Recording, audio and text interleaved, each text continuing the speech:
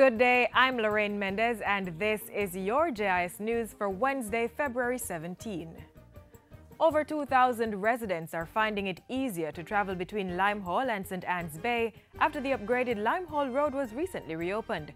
The 2.2 kilometers of roadway was upgraded at a cost of $16 million with money from the Equalization Fund. This is one of many roads across Jamaica that we have done. Many of them we have not had any functions to open them. This represents over 1,200 kilometers of roads that we have done across Jamaica since 2011. And we know that we have plans to do many more. The local government minister says this particular project will support improved economic activities in Limehall and adjoining communities. I hope you'll use this opportunity now to expand your economic activity. Farmers, you're having good rains now. You can put in your crops and you can get it to market very quickly. An early childhood school catering to children with learning disabilities is to be built and opened for the start of the new academic year in September. Ground broke on Friday for the construction of the facility on the campus of the Sir Clifford Campbell Primary School in Westmoreland.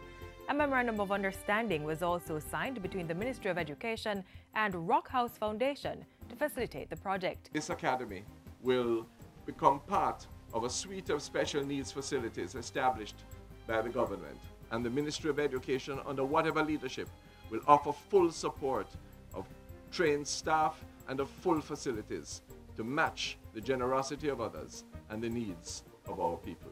The school will prepare students with special needs for transition and integration into the regular classroom. It will also provide access to similar teaching instructions delivered to those pupils. Meanwhile, the Education Minister says work continues to establish 3 additional diagnostics and therapeutic centers across the island. These are to assist children at the early childhood level who have learning disabilities and other special needs. The facilities will be located at Church Teachers College in Manchester, Sam Sharp Teachers College in Montego Bay, and the College of Arts, Science and Education CASE in Portland. Young people with special needs comprise 15 to 20% of our school population.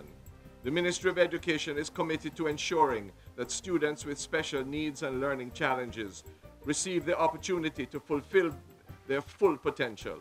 They too must get a chance to add value to their lives. Minister Thwaites says a policy on special education has been developed and is expected to be approved by the end of the 2015-2016 financial year. He says the policy will ensure access, equity and quality in the provision of programs and services for children and youth with special needs.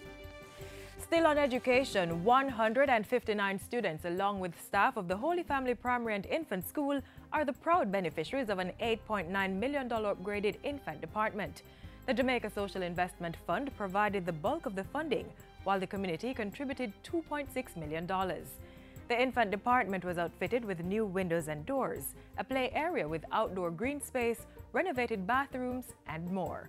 We can all feel proud and comfortable that the students and their education and their environment has been protected.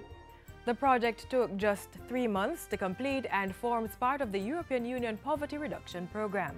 And finally, new civic books on several of our national heroes, their beliefs and ideologies are being distributed in the nation's schools as the Education Ministry continues to push its focus of encouraging civic pride among students. Portfolio Minister Reverend Ronald Thwaites showcased some of the texts on Tuesday while speaking at the launch of Jamaica Day 2016 at the Excelsior Community College. We have the materials, you know, these and so many other instances. Jamaica is a good place to be born in. Our culture is a noble and dignified one, and we mustn't allow it to be besmirched and to be downgraded by all kinds of influences. Jamaica Day this year falls on February 26, but due to the general elections, it will be celebrated the following Friday, March 4. The theme is Celebrating Jamaica, Promoting the Arts. And that's it for Jis News today. I'm Lorraine Mendez. Thanks for watching.